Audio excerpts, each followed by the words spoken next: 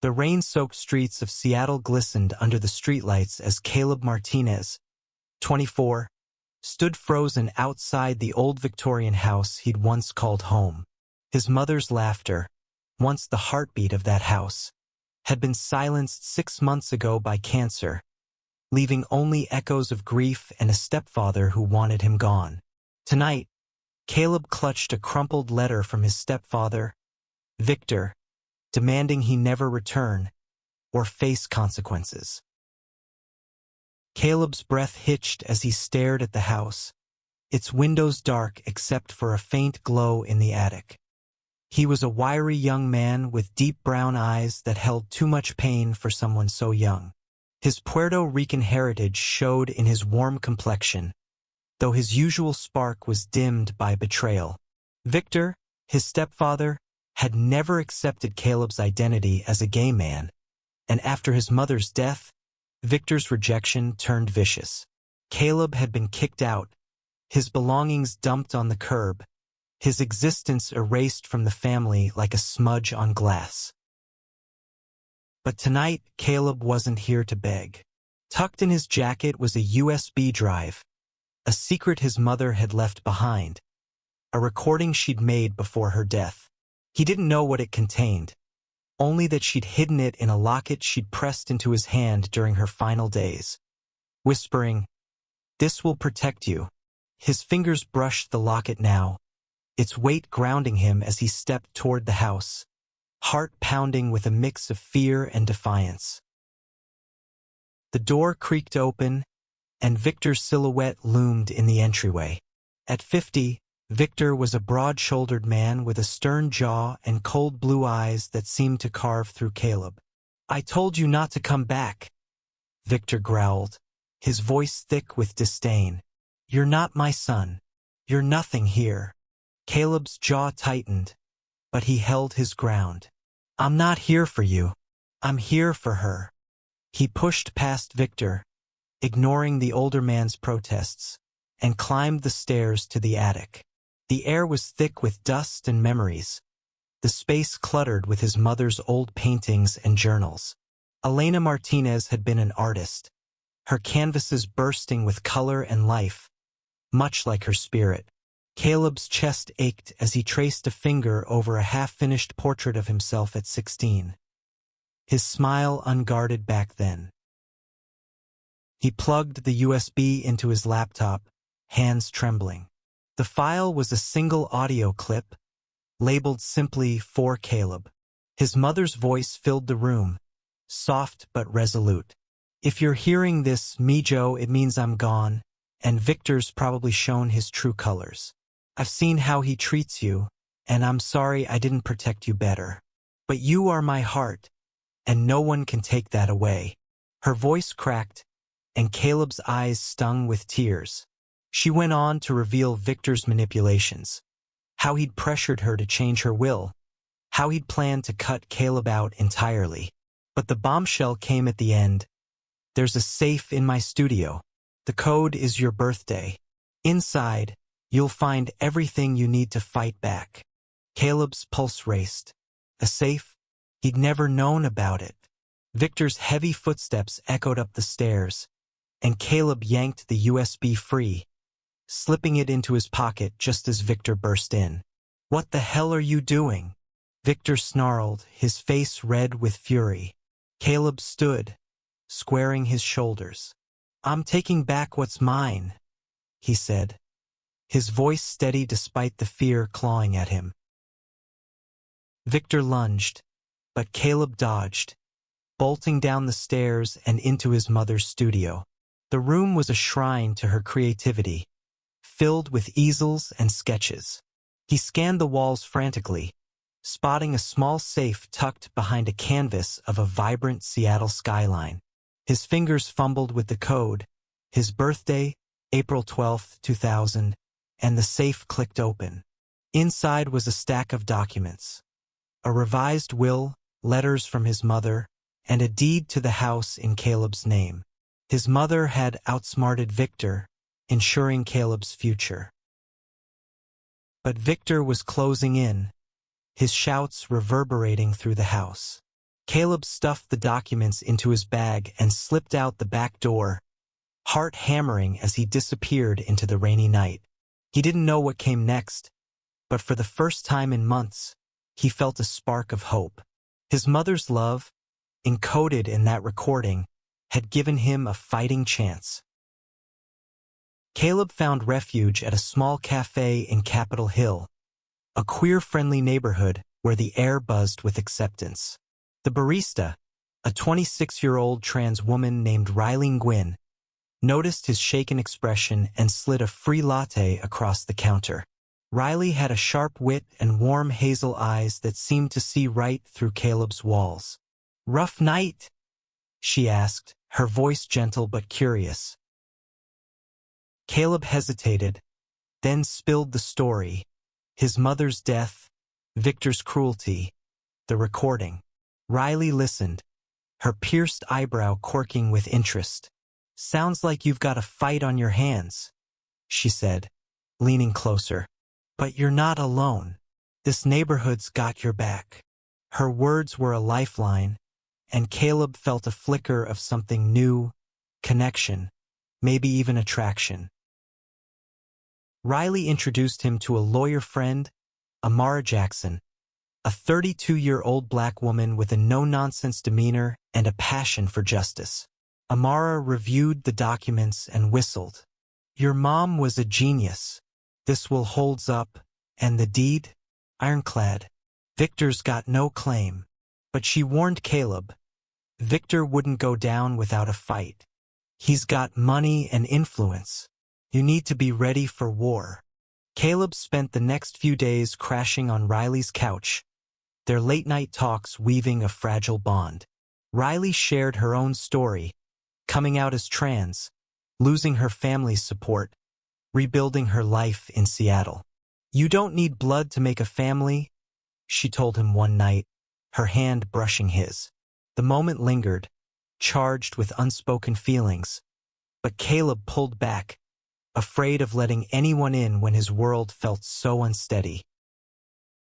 Victor, meanwhile, was scheming. He'd discovered the missing documents and hired a private investigator to track Caleb. One evening, as Caleb and Riley walked through Pike Place Market, a man in a dark coat followed them, his camera clicking from a distance. Caleb's paranoia grew, but Riley's presence grounded him. "We'll face this together," she promised, her voice fierce. Caleb wanted to believe her, but the weight of Victor's threat loomed large. As they sat by the waterfront, the city lights reflecting on the water, Caleb felt a pull toward Riley. He reached for her hand, their fingers intertwining as the world seemed to pause. For a moment, the fear melted away, replaced by a quiet, electric hope. But the investigator's shadow lingered, a reminder that Victor's reach was long, and Caleb's fight was far from over. The Seattle skyline shimmered under a rare sunny afternoon as Caleb and Riley strategized in Amara's cramped law office. Caleb's hands fidgeted with the locket, his mother's voice still echoing in his mind. Amara leaned forward, her sharp eyes scanning the documents. "Victor's already filed a countersuit, claiming you forged the will," she said. "He's got a fancy lawyer, but we've got truth, and your mom's foresight." Caleb's stomach churned. At 24, he'd never imagined battling his stepfather in court, let alone for his own inheritance. His mother's will named him the sole heir to the house and her savings, but Victor's wealth and connections made him a formidable enemy. "What if he wins?" Caleb asked, his voice barely above a whisper. Amara's gaze softened. "He won't. Your mom's recording is admissible, and the deed's notarized. We just need to stay sharp." Riley, sitting beside Caleb, squeezed his arm. Her presence was a steady anchor, her trans identity and fierce resilience inspiring him to keep fighting. At 26, Riley had rebuilt her life after her family's rejection, and her strength gave Caleb courage. Their bond had deepened over late-night talks, though Caleb still hesitated to name the warmth blooming in his chest. Was it love, or just gratitude for her unwavering support? Amara's phone buzzed, interrupting the moment. Her expression darkened as she read the message. Victor's PI is digging into your past, Caleb.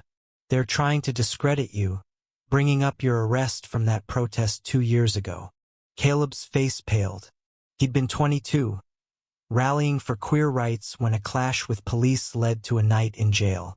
The charges were dropped, but Victor could spin it to paint him as unstable. He'll use anything, Caleb muttered, anger flaring. Riley's eyes flashed with defiance. Let him try. You're not that kid anymore. She suggested they gather character witnesses. Friends, former teachers, anyone who could vouch for Caleb's integrity. They spent the afternoon contacting allies, from Caleb's old art professor to a co-worker at the bookstore where he'd worked before his mother's death. Each call rebuilt a piece of Caleb's confidence, reminding him he wasn't as alone as Victor wanted him to feel. But Victor's tactics escalated. That evening, Caleb received an anonymous text. Drop the case, or everyone knows your secrets. Attached was a photo of him and Riley at the waterfront, their hands clasped. Caleb's heart sank. The investigator wasn't just tailing him, he was targeting his relationships. Riley, unfazed, grabbed his phone. He's scared, Caleb. This means we're winning. Her boldness sparked a fire in him, but the fear lingered. Victor knew how to twist the truth, and Caleb's identity as a gay man made him an easy target in Victor's conservative circles.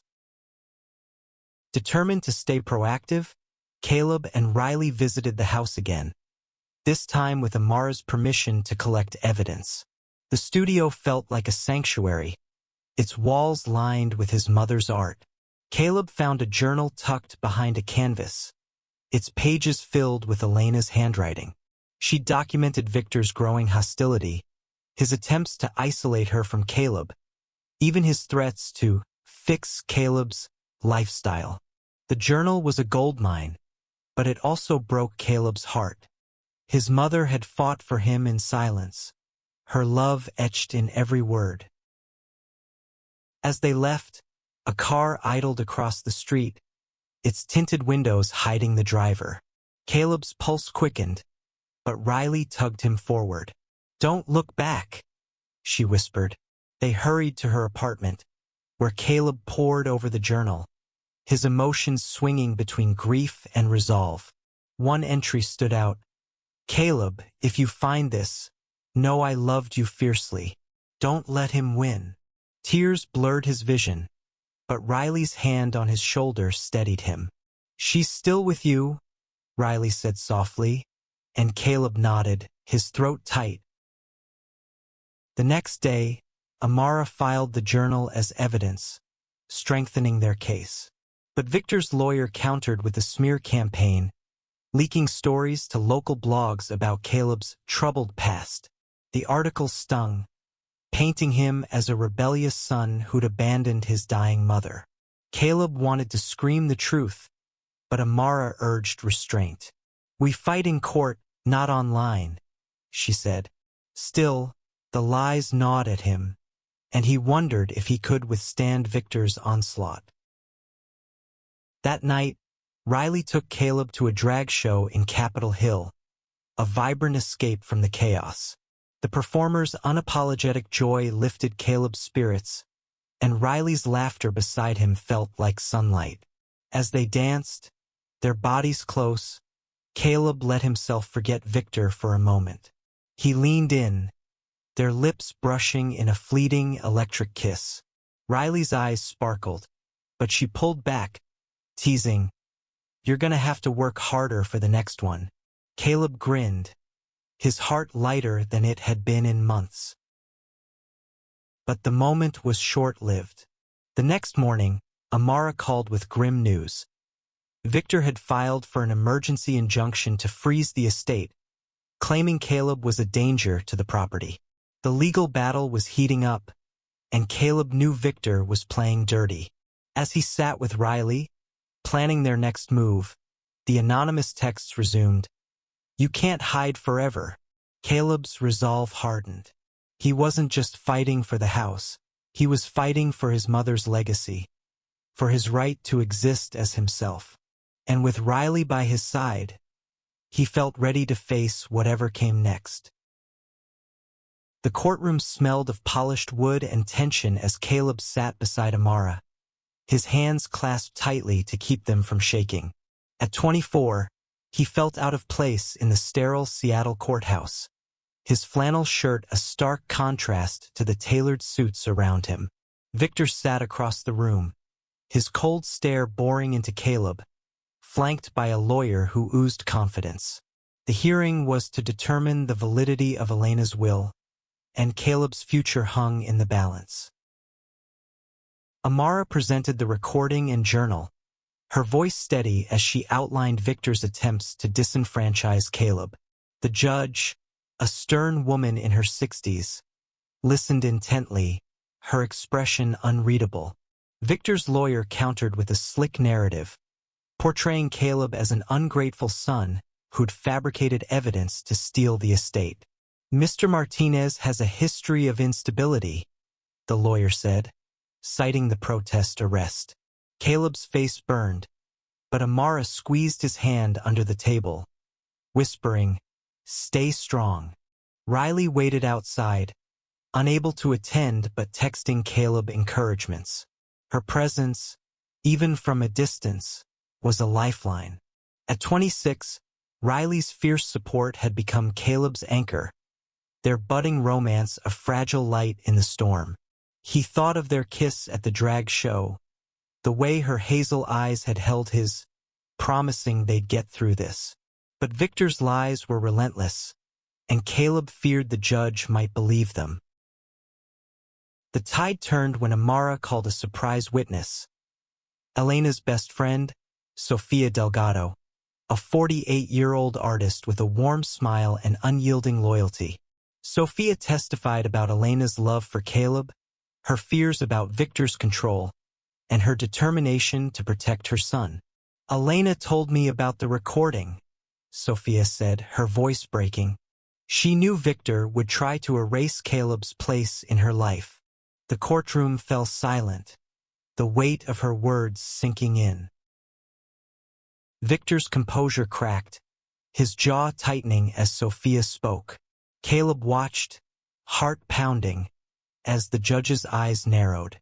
Amara seized the moment, playing the recording again. Elena's voice filled the room, raw and resolute. "Caleb is my heart, and no one can take that away." Caleb's eyes welled up, and he saw a flicker of emotion in the judge's face. For the first time, he dared to hope. But Victor wasn't done. After the hearing, Caleb and Riley spotted the investigator again, this time outside Amara's office. The man didn't bother hiding, his camera flashing as he snapped photos. Riley's temper flared. "Enough of this creep," she muttered, marching toward him. Caleb pulled her back, heart racing. "He wants us to react," he said, though his own anger simmered. Riley's protectiveness both thrilled and scared him. She was fearless, but he couldn't bear the thought of her getting hurt. That night, Caleb and Riley retreated to her apartment, where she cooked a simple stir-fry, the act grounding them both. As they ate, Caleb opened up about his fears, not just of losing the case, but of losing himself to Victor's hate. "He wants me to feel like I don't belong anywhere," Caleb admitted, his voice raw. Riley set down her chopsticks, her expression fierce. "You belong with me," she said, her words cutting through his doubt. Their eyes locked, and Caleb leaned in, their kiss deeper this time, a promise sealed in warmth. The next day, Amara uncovered a bombshell. Victor had bribed a notary to question the deed's authenticity. The notary, a nervous man named Greg, folded under Amara's questioning, admitting Victor had paid him to lie.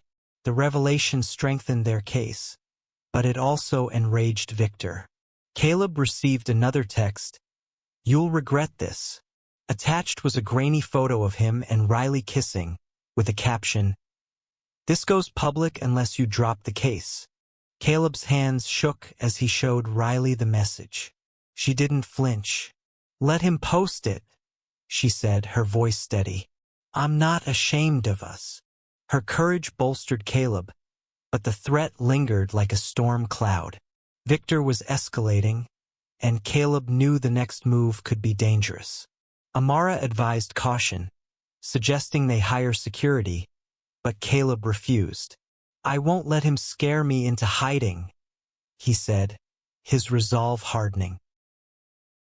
As the trial date loomed, Caleb and Riley attended a community event in Capitol Hill, a fundraiser for queer youth.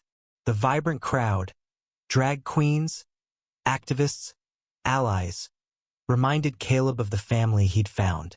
He spoke briefly, sharing his story, his voice trembling but clear. The applause was thunderous, and Riley's proud smile lit up the room.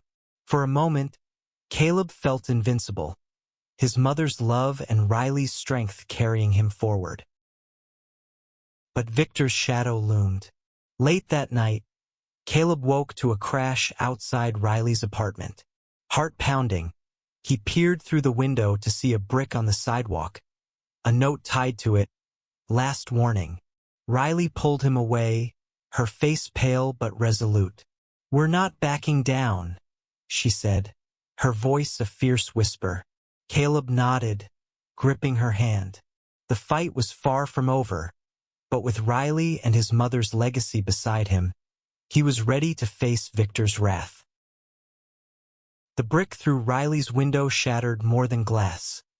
It broke Caleb's last illusion of safety. At 24, he'd faced rejection, grief, and betrayal. But this act of violence made Victor's hatred terrifyingly real. He and Riley sat in her apartment, the note's words, "Last warning," burning in his mind. Riley, 26, her hazel eyes blazing with defiance, called the police, her voice steady despite the tremor in her hands. "We're not letting him win," she said, her trans identity a badge of resilience against Victor's intimidation. The police took a report, but with no direct evidence linking Victor to the brick, they could do little. Amara, furious, pushed for a restraining order, citing the texts and the investigators' photos. "This is harassment," she said, her voice sharp in her office the next morning. "We'll use it to show Victor's desperation." Caleb nodded, but fear gnawed at him. Victor's wealth and connections made him untouchable, or so it seemed. Caleb and Riley moved to a friend's house for safety, a cozy loft owned by Javier Torres, a 29-year-old non-binary artist who'd known Elena. Javier's warm energy and eclectic decor, a mix of bold murals and thrifted furniture, offered a temporary haven. Over coffee, Javier shared stories of Elena's activism, how she'd marched for queer rights in the 90s. "Your mom would be proud of you," Javier said, their voice soft. Caleb's throat tightened, his mother's locket heavy against his chest. Amara's investigation dug deeper, uncovering Victor's financial ties to shady developers eyeing the house for a condo project.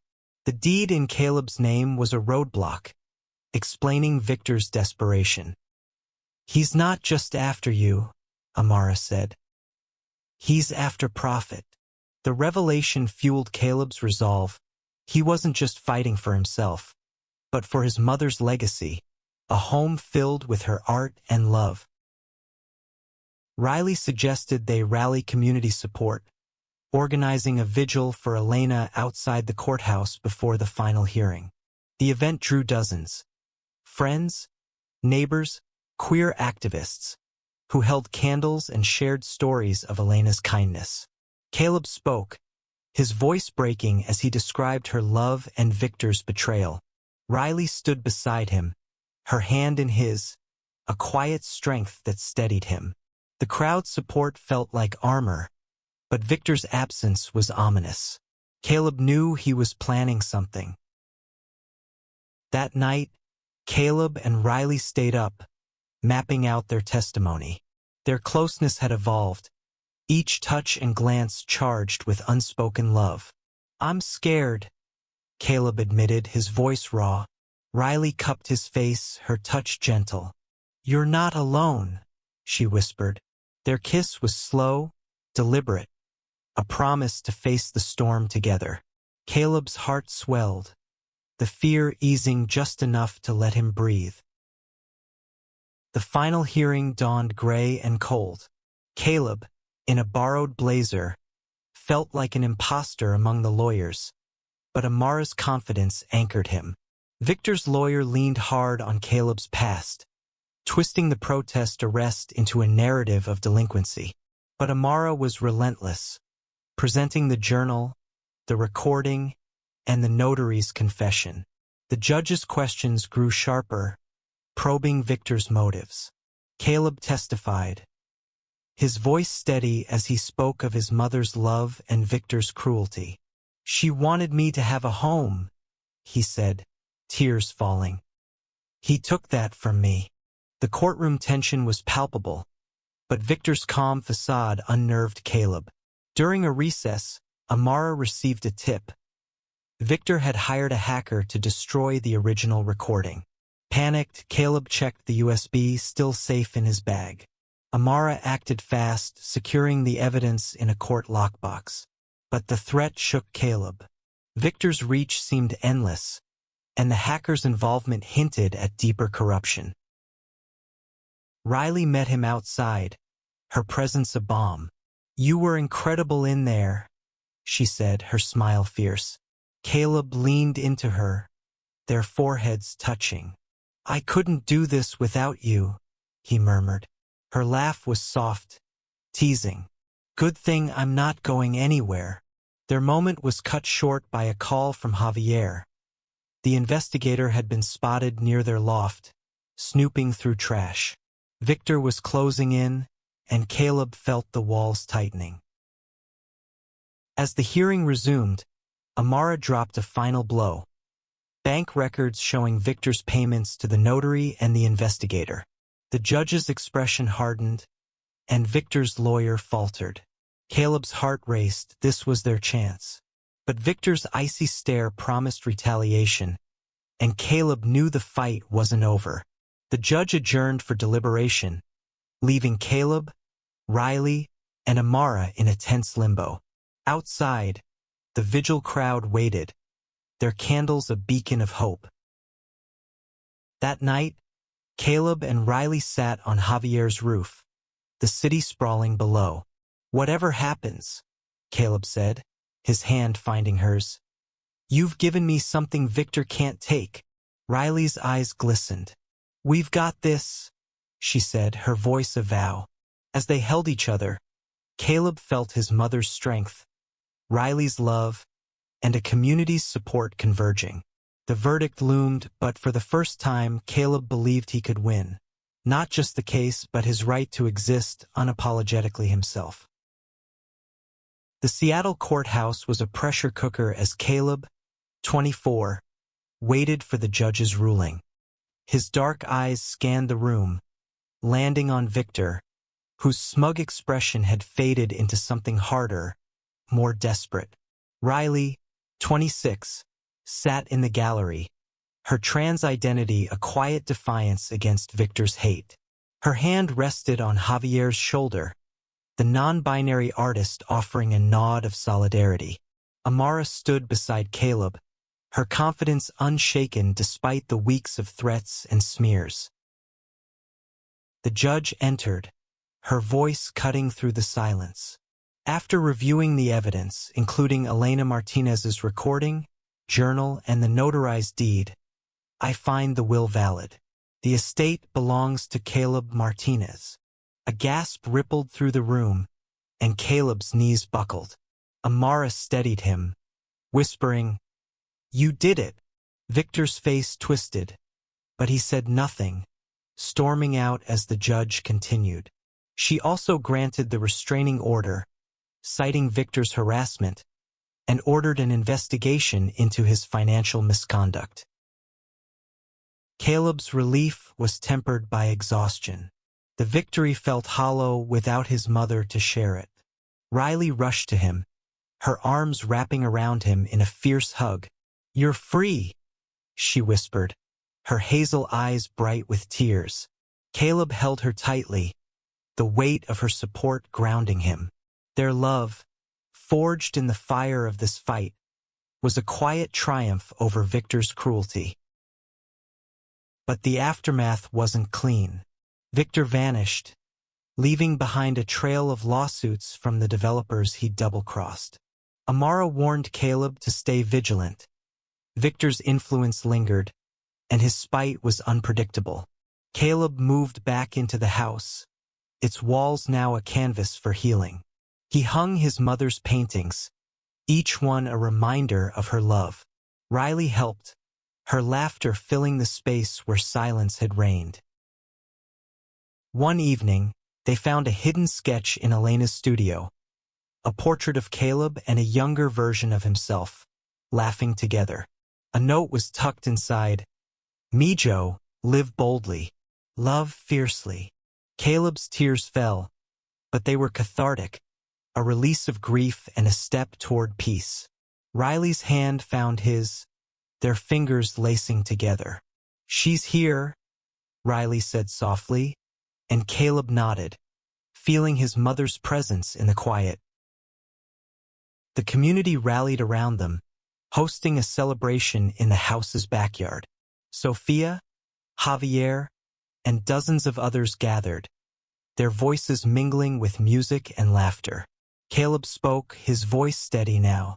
"This house isn't just mine, it's ours. A place for anyone who's ever felt erased." The crowd cheered, and Riley's proud smile lit up the night.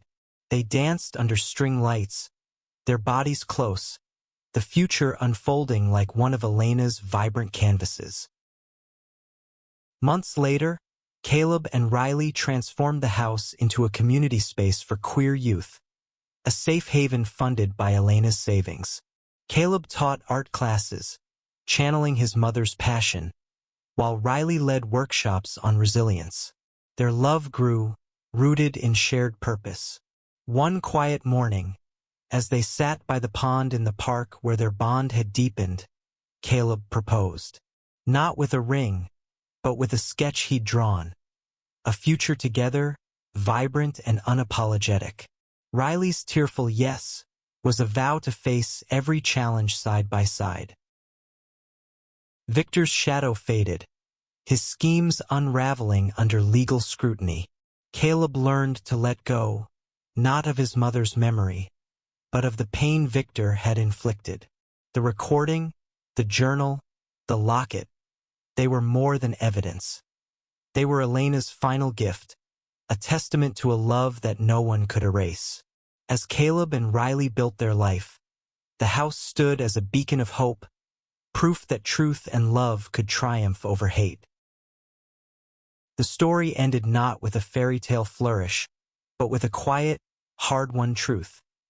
Caleb had reclaimed his place in the world, not just as Elena's son, but as a man who loved fiercely, lived boldly, and found family in those who saw him for who he was. The Seattle rain fell softly outside, washing away the last traces of Victor's cruelty, leaving only the promise of a new beginning.